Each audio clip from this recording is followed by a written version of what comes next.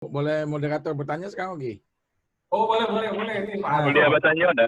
Nah, dari judul Oki, apa judul hari ini? Indonesia mandiri tanpa energi. Itu mungkin enggak? Adakah negara di dunia ini yang betul-betul mandiri secara energi tanpa butuh trade sama negara lain? Iya. Iya, jadi kalau misalnya kita lihat isu-isu sekarang ini semuanya energi semua.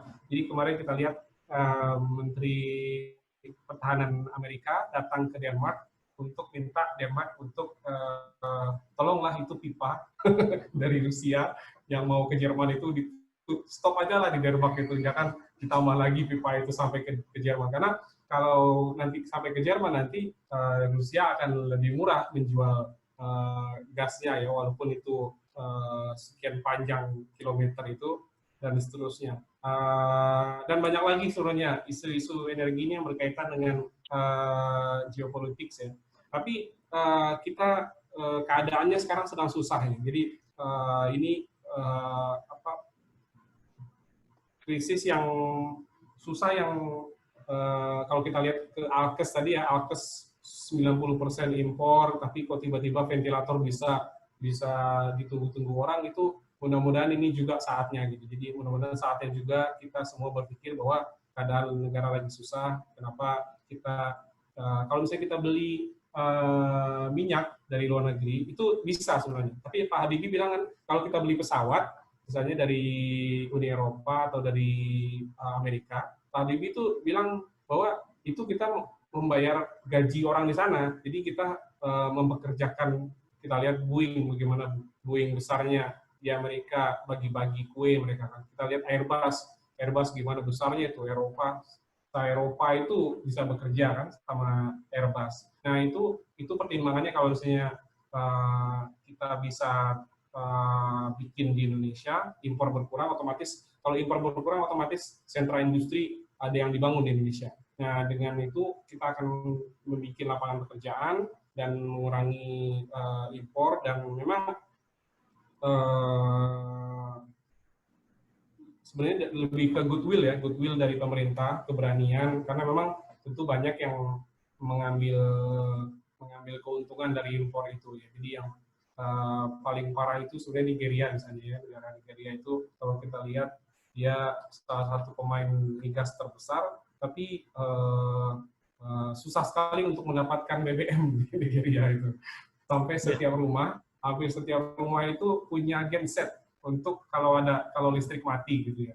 Nah, jadi sebenarnya kalau misalnya kita punya goodwill untuk keluar dari ini ya, ketergantungan impor ini. Kalau di Amerika itu ada programnya Kementerian Energinya mereka, DOE itu Energy Independence. Nah, itu sudah tercapai beberapa tahun lalu ketika mereka berhasil menciptakan teknologi untuk horizontal drilling. Jadi shale gas itu bisa diambil, walaupun sekarang udah nggak ekonomis lagi, tapi Amerika sempat mengalami kemerdekaan energi, dan memang harus ada harga yang dibayar ya, dan seterusnya. Tapi kalau misalnya ada niatan bisa kita bahkan bisa ekspor energi gitu ya. Tapi ya mudah-mudahan lah dengan keadaan yang susah ini ada ada efek yang sama dengan ventilator ya. Jadi dulu itu kalau misalnya kita juga bikin ventilator juga susah jualnya kan di Indonesia. Tapi sekarang karena memang suplai logistik dunia itu terganggu, ya siapa yang bisa bikin ventilator akan diserap lah sama pemerintah gitu. Jadi harapannya kita bisa lah menyiapkan apa yang bisa disiapkan, mulai dari kompor biomasa, bahan bakar padatan, kemudian biogas kita garap semampunya, kemudian kita perlu bikinkan framework yang bagus lah untuk supaya Pertamina bisa untung gitu ya. Jadi jangan dikasih refined bleach and deodorized oil ya, pasti harganya sudah tinggi. Tapi kalau saya Pertamina saya bisa dapat akses ke tandan buah segar misalnya kan, atau punya kebun sawit sendiri, itu akan bisa masuk ke ekonomi ini. Mungkin demikian itu udah.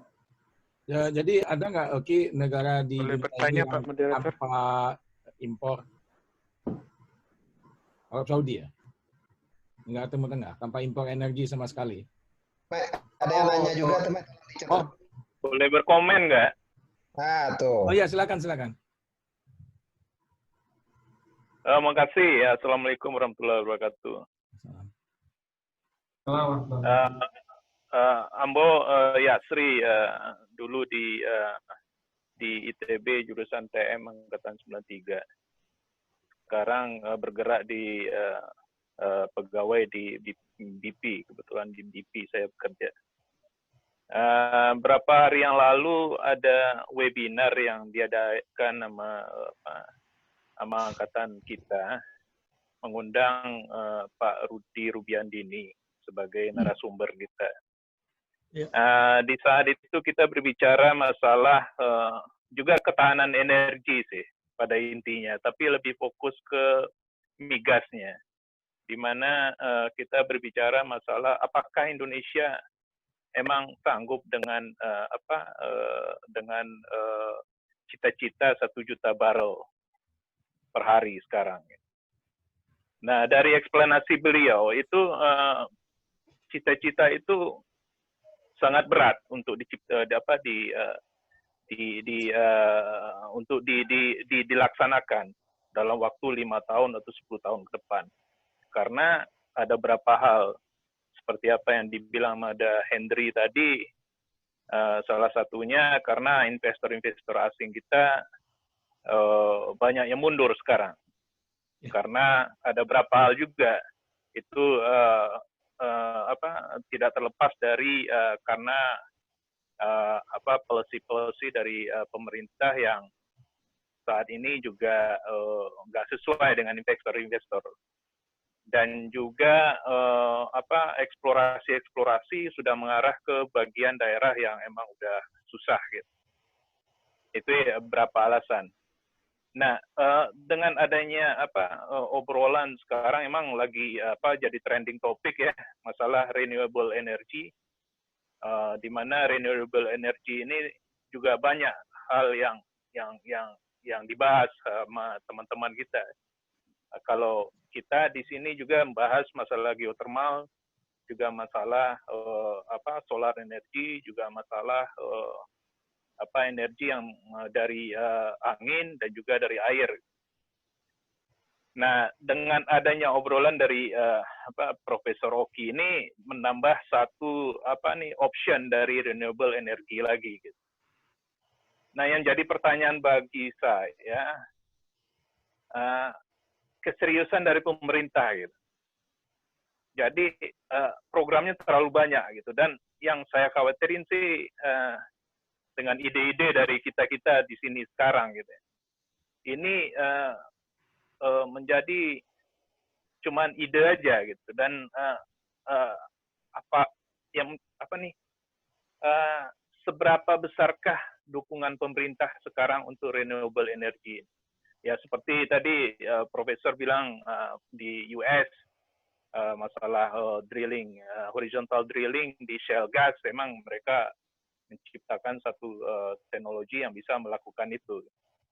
Tapi aku merasa kurang yakin. Apakah ini cuma karena pesimistik aja atau emang suatu yang harus kita dobrak sekarang?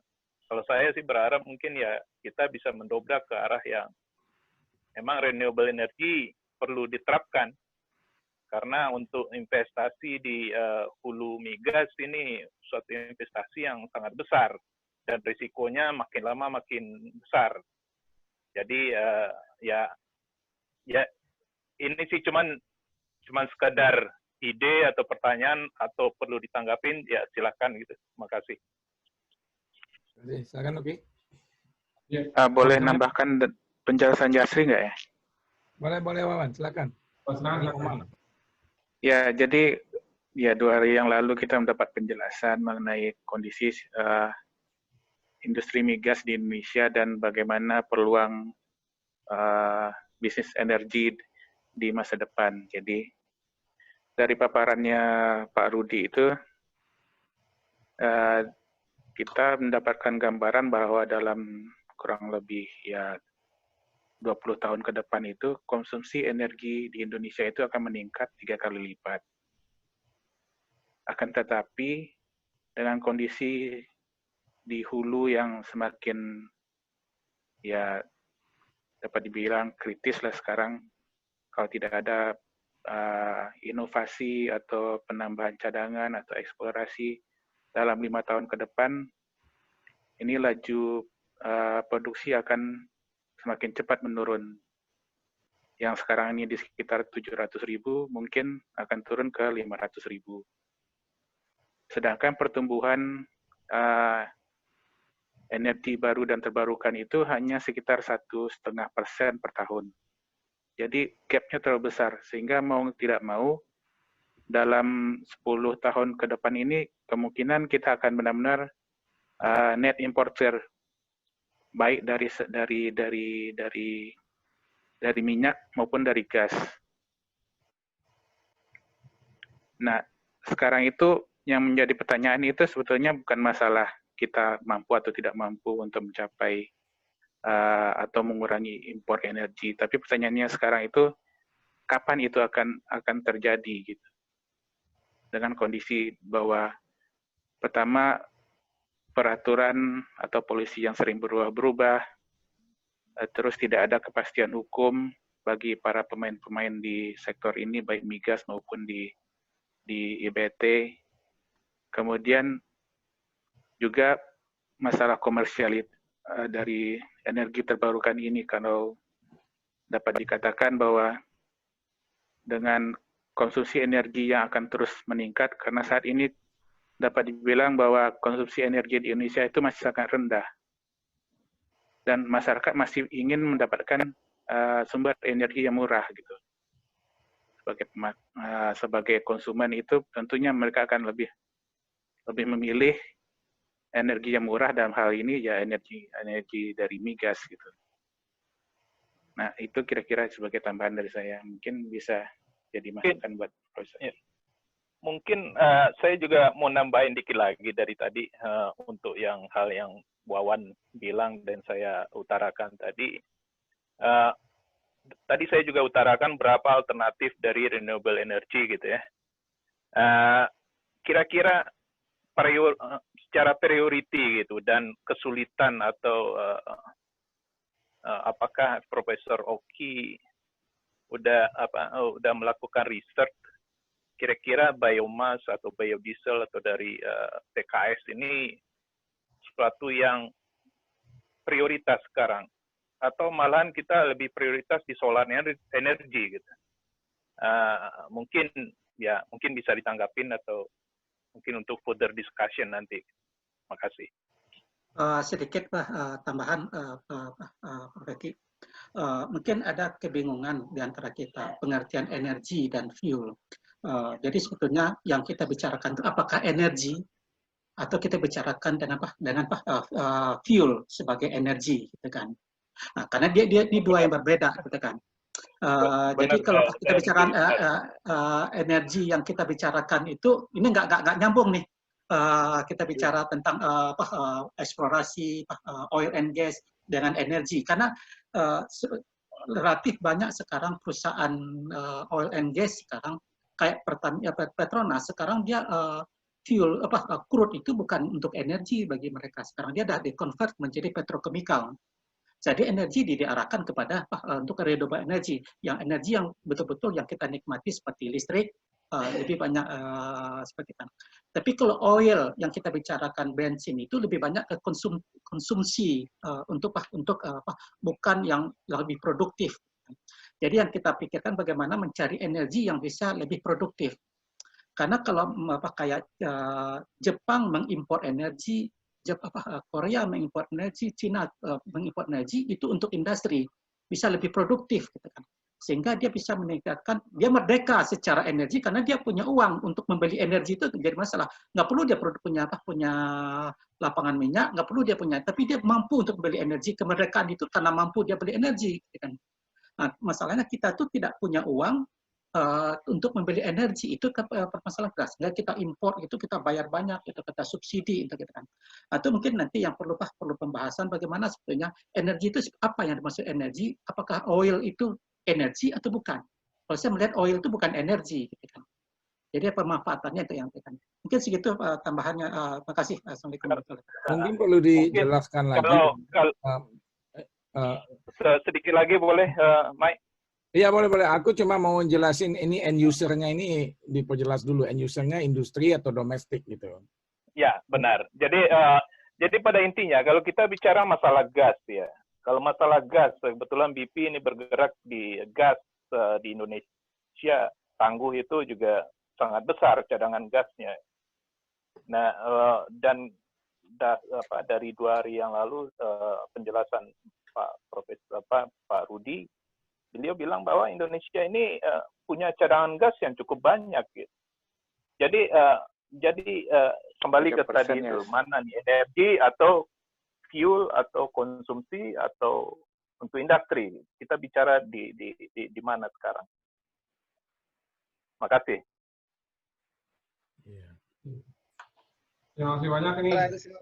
Saya mau Oki deh, biar Oki yang jawab nih. Biar ya, sebetulnya aku masih mau komen sebetulnya. Kebetulan UK ini lagi ribut nih soal China masuk untuk untuk menggarap proyek PLTN di UK.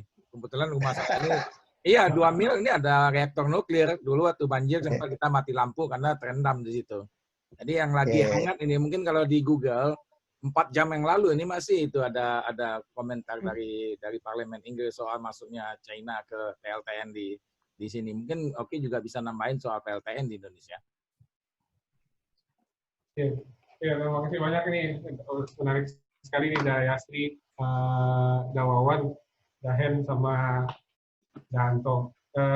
Jadi kebetulan ini kalau STEM 93 sih ada teman akrab juga. Jadi kami dulu 20 tahun yang lalu sama-sama di Laut Jawa.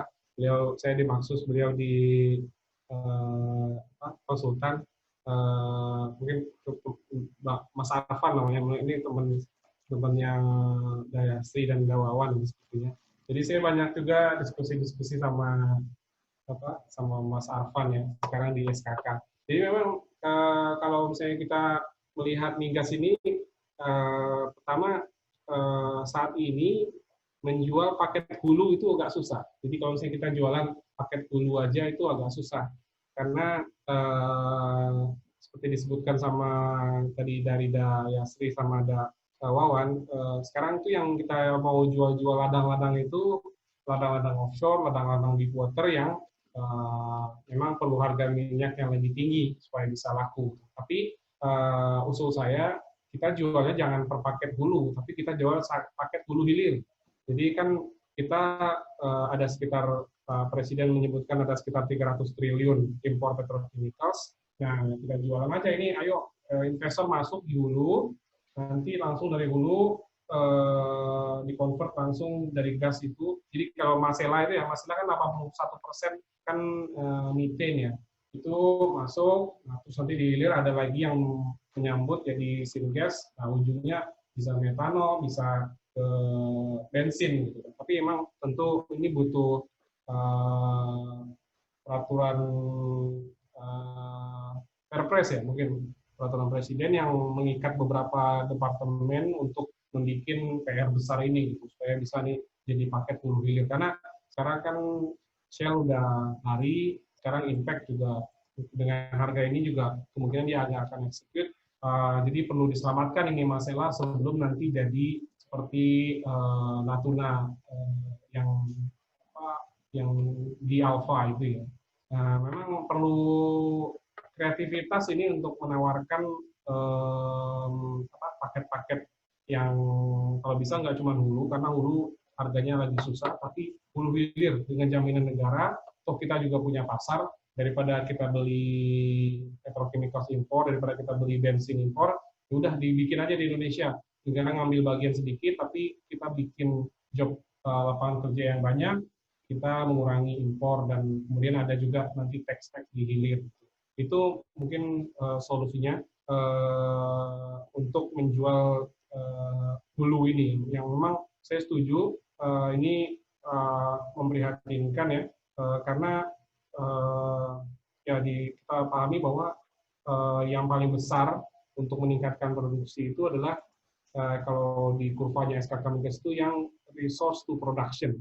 Resource to production itu tentu butuh capex ya, butuh capital, dan kita juga mendengar bahwa BUMN energi kita, Pertamina, tentu memiliki keterbatasan finansial ya untuk masuk untuk genjot di resource to production. Terus yang tentang biomas ini yang paling mendapat perhatian tentu di Indonesia sawit. Kalau misalnya kita lihat 8 program Kementerian Perekonomian ya yang dirilis sama Pak Erlangga, itu beberapa itu terkait sama sawit. Jadi memang sawit masih menjadi perhatian penting ya di Indonesia, dan tentunya ini kita bisa pahami dari shareholder yang ada di sawit. Tapi tentunya kita harus mulai memikirkan swasta juga mesti dirangkul ya, bahwa swasta yang sudah cukup lama mendapatkan manisnya industri sawit, ayolah marilah kita memikirkan bersama-sama gimana negara ini supaya bisa lebih sehat keuangannya. Karena seperti disebutkan tadi, primadona saat ini adalah bagaimana sawit itu bisa dijadikan fuels. Padahal kita tahu harga mentah sawit itu selalu lebih tinggi dari harga crude-nya minyak. Apalagi sekarang harga minyak sedang turun-turunnya gitu ya. Jadi kalau misalnya kita harus membeli sawit untuk mengganti crude oil, tentunya negara harus menyiapkan tombokan gitu ya, menyiapkan cash yang banyak, dan tentu dengan keadaan APBN yang semakin memprihatinkan, tentu kita tidak akan memiliki kemampuan itu 5 tahun ke depan. Jadi perlu duduk bersama lah dengan industri yang ada. Mungkin kalau untuk jangka depan kita harus ada program kebun energi ya, karena tidak ada solusi lain untuk saat ini. Jika kita ingin mendapatkan harga minyak nabati yang murah, kita harus bikin orkestra yang lengkap dari hulu sampai hilir supaya harganya masuk. Kalau BUMN energi diminta masuk ke tengah, sekarang Pertamina misalnya minta DMO aja masih belum diizinkan kan sama swasta. Jadi kita bisa melihat bagaimana beratnya gitu untuk mendapatkan profitable. Jadi BUMN yang menjalankan tugas negara tapi tetap profitable. Nah, ini mungkin menyambung dengan pertanyaan terakhir tentang PLTN. PLTN ini sebenarnya sebuah keharusan ya, sudah buat Indonesia ya. Walaupun tidak populer. Jadi PLTN ini menunggu pada saat di mana pemerintah memiliki kekuatan yang sangat kuat sehingga tidak khawatir lagi dengan goncangan sana sini gitu. Jadi kalau kita lihat Jepang dan Jerman itu goyah itu gara-gara isu PLTN. Jadi bisa dibayangkan kuatnya isu PLTN ini mengguncang pemerintahan ya. Jadi ya mungkin ini sih lebih ke bagaimana bisa mengeksekut sebuah program nasional tanpa terlalu banyak rusuh gitu ya. PLTN itu solusi yang paling penting lah buat Indonesia dengan keadaan saat ini, tapi kita tidak tahu bagaimana caranya agar pemerintah bisa execute PLTN tanpa terlalu banyak kegaduhan gitu. Karena PLTN ini pro kontranya cukup keras ya. Jadi mungkin itu yang bisa saya sarikan gitu.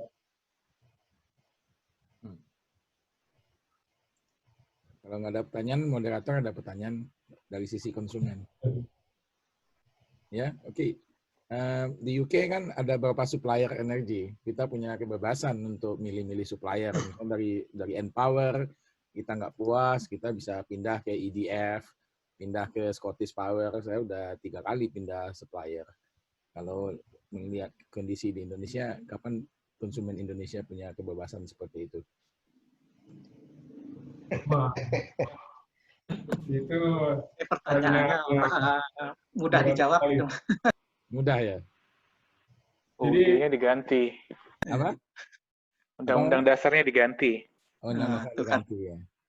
Karena Ya, untuk pasal saat 3. ini ya memang ini isu yang agak berat juga memang, karena di satu sisi kita ingin kemerdekaan energi, tapi di sisi lain kita juga ingin BUMN kita hidup. Jadi kita masih tetap yakin dan percaya sesuai dengan amanat Undang-Undang 45, terutama pasal 33 itu, kita harus menghidupi BUMN kita itu, karena mereka nanti yang menjadi benteng terakhir lah gitu ya. Sekarang misalnya kalau kita terlalu banyak memberikan peluang swasta masuk di BBM gitu ya, itu agak berat juga itu, karena seperti kita tahu kilang-kilang Pertamina itu sudah tua. Dan kalau misalnya harus head to head dengan Shell, itu berat sekali untuk BUMN kita. Demikian juga dengan PLN. Kalau PLN harus head to head dengan nanti perusahaan swasta, itu akan berat sekali, dan kita tahu PLN kita hutangnya besar sekali kan. Jadi ya ini ya saya sependapat dengan Udanto ini bahwa listrik ini perlu perlu perombakan ya, tapi di sisi lain kita juga kasihan juga ya dengan badan usaha milik negara yang utangnya besar sekali gitu. Jadi untuk solusi kedepannya mungkin ya kalau saya sih lebih setuju tetap lewat PLN, tapi bisa dibikin sekreatif mungkin, sedemikian rupa kita bisa menawarkan sesuatu tanpa PLN dirugikan. Jadi kan kita lihat banyaklah proyek-proyek yang sejauh ini merugikan gitu ya. Jadi kedepannya harapannya proyek-proyek itu lebih berhati-hati, tapi kita juga kalau boleh ya ada peraturan-peraturan yang memudahkan kita untuk berkreasi di daerah. Jadi misalnya kalau misalnya di Sumatera yang ada pabrik kelapa sawit yang banyak biogasnya, ya mungkin kita ingin juga lah mendapatkan kemudahan-kemudahan sehingga bisa daerah itu tercukupi listriknya dengan kreativitas kita tadi. Mungkin itu Danto. Ini pertanyaannya susah sekali. Boleh nambah sedikit informasi ke kawan-kawan semua. Beberapa waktu yang lalu, ini informasi menarik. Sebetulnya ada limbah yang cukup sekarang di Indonesia, terutama di DKI atau di Jawa Barat ini, Bandung, adalah minyak jelantah. Minyak jelantah itu limbah yang merusak, tapi itu sangat dibutuhkan di Eropa. Jadi ada satu perusahaan yang kerjanya itu mengumpulkan minyak jelantah. Dan itu dihargai sekitar 7.000 per liter untuk ekspor ke Belgia, masalah Eropa Barat gitu kan. Itu minyak apa, Tahen? Minyak jelantah itu minyak bekas gorengan gitu. Oh, really? Jadi orang goreng-goreng orang pecel lele, ayam atau kan yang lah hitam-hitam gitu, itu dikumpulkan. Itu sebetulnya itu teknologinya seperti itu bisa jadi bioetanol juga, biofuel juga kalau kita punya teknologinya. Tapi kalau kita buat itu jadi convert jadi biofuel, cost-nya cukup mahal gitu kan. Nggak bisa kita compete dengan dieselnya dari Pertamina. Dan juga kalau kita masuk produksi itu, kita akan bermasalah dalam hal distribusi atau marketing, karena itu hak monopoli dari Pertamina. Sehingga yang dilakukanlah diekspor ke sana. Saking susahnya mendapat minyak jelantah itu, dan potensi belum cukup mereka kuota untuk ekspor itu masih kurang. Sedangkan apa yang dilakukannya adalah dia campur dengan minyak goreng yang harga rendah untuk dia ekspor ke sana. Karena di sana mungkin dihargai juga lebih $7 atau 7.000 itu, sehingga kalau di Eropa kan mungkin fuel itu mungkin cukup mahal, kita kan bisa sampai 2 euro atau 1,8 sampai 2 euro kayak gitu kan. Tapi yang dilakukan itu sekarang di Indonesia itu. Jadi orang berlomba-lomba sekarang nyari minyak jelantah itu sekarang tuh. Kumpulkan dari sepanjang jalan itu dikumpulkan pecel lele itu dikumpulkan dimasuk drum itu dikumpulkan di daerah Cengkareng gitu kan. Itu diekspor. Mungkin itu cukup menarik bahwa di Eropa juga sekarang untuk fuel itu dia mengarahnya ke bio gitu kan, bukan lagi ke fosil gitu kan. Sehingga untuk energi itu dia pakai renewable energy, untuk fuel dia pakai biofuel. Dan karena dia konsen juga terhadap lingkungan environment gitu kan. Dan kita saja yang di Indonesia, di negara kita yang agak masih loss terhadap biofuel gitu, terhadap lingkungan.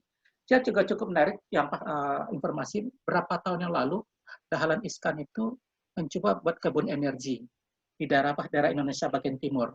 Kenapa dia pergi pada Indonesia Timur? Karena potensi agriculture di sana tuh masih cukup tinggi, sehingga yang dilakukan di agriculture di sana itu sudah diekspor, tapi diekspor dalam bentuk raw material gitu kan. Tidak ada added value. Tapi targetnya ketika energi itu tersedia di sana, diintegrasikan dengan agriculture, itu potensi efek domino terhadap ekonomi, terhadap potensi pekerjaan, terhadap devisa cukup dahsyat karena potensi Indonesia itu dirempah sebenarnya. Kenapa VOC itu menang? Karena dirempah, bukan di oil gitu kan. VOC itu juga kayanya di rempah kan. Sehingga potensi itu bisa kita kembangkan gitu kan. Syaratnya kita harus punya kebun energi gitu kan. Dia ada nanam sampai berapa hektar untuk kaliandra yang di-convert jadi ke wood chip atau pellet, sehingga itu tuh bisa bahan baku untuk ekspor atau bisa dimanfaatkan secara langsung dan diintegrasikan dengan industrinya. Dan Agro pun sudah mulai masuk memikirkan ke sana. Agro itu salah satu vintage yang terkait pada agriculture. Dia mengatakan bagaimana energi itu integrate dengan agriculture. Jadi energi itu langsung dibayar cash oleh end produknya, di added value dari agriculture. Nah itu tuh mungkin sehingga energinya murah, tapi value yang didapatkan cukup besar. Nah, itu mungkin salah satu yang bisa kita lakukan. Kalau itu kita merdeka, karena kita tidak perlu policy. Kan? Kalau saya lihat di situ kan, karena kita langsung end to end dari producer, hulu, hilir, added value, market, langsung kita sampai keluar. Mungkin gitu Pak, tambahan dari saya. Terima kasih. Terima kasih banyak, ya, ini pertama tentang minyak jelantah dulu itu juga dulu ada teman juga yang punya usaha itu, tapi ya di Indonesia ini menarik karena kita punya bonus demografi yang besar, jadi banyak dulu sebelum pandemi ini kita punya banyak middle class ya, tapi di bawah juga masih banyak yang orang-orang yang miskin dan yang hampir miskin gitu ya. Nah, jadi ternyata di Indonesia itu kalau kita bikin pabrik dari minyak jelantah itu kita selain bersaing harga juga bersaing supply. Jadi teman saya yang punya usaha ini mereka kesulitan untuk mendapatkan supply. Jadi ternyata minyak-minyak goreng yang sekali pakai sama fast food, taruhlah KFC, McDonald aja ya, itu ada lagi penampungnya itu. Nanti didistribusikan lagi ke pedagang-pedagang gorengan yang keliling-keliling gitu. Jadi memang di Indonesia itu kalau mau kita ngambil limbah ini memang yang tantangannya ya kalau dari kami yang orang teknik kimia mesti sustain itu supply-nya, feedstock-nya mesti continue. Kalau yang lainnya saya setuju bahwa memang perlu framework yang jelas gitu ya, orkestra yang jelas supaya bisa memudahkan lebih banyak pemain. Gitu. Jadi untuk negara sebesar Indonesia uniformity itu sangat berbahaya. Jadi keseragaman itu sangat berbahaya. Jadi dulu misalnya di pangan ya, kita ada yang makan singkong, ada yang makan jagung, tapi tiba-tiba kita semuanya makan beras. Nah, jadinya impor lah beras kita.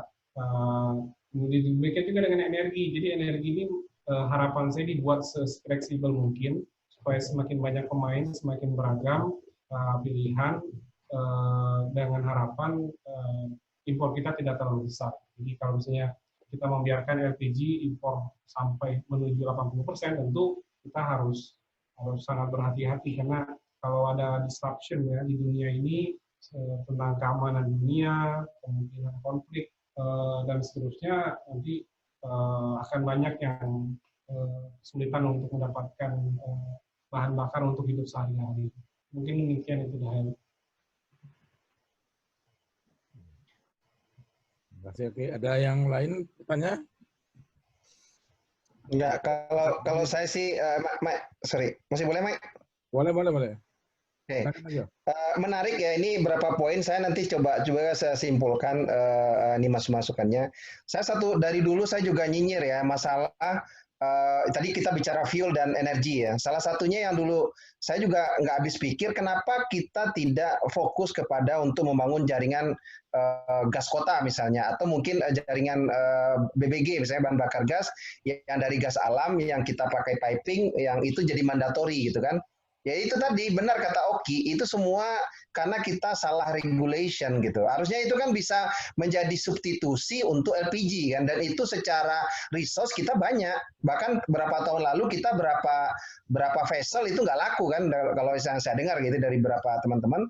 Ya itulah misalnya, ya mudah-mudahan saja diskusi kita malam ini menjadi insight ya, mudah-mudahan bagi yang ke depan pemegang polisi ini menjadi pertimbangan sebagai kepentingan bangsa. Dan saya yakin Indonesia, benar kata Oki, kita negara tropis, negara agraris, harusnya punya energi mix yang sangat fleksibel sehingga kita punya kemandirian energi. Sekali lagi, kalau saya terima kasih banyak Oki atas insight-nya. Ya mungkin teman-teman yang lain silakan kalau ada pertanyaan, dan saya kembalikan lagi kepada Ahmad Rianto. Oke, terima kasih Mak. Ya, thank you aja.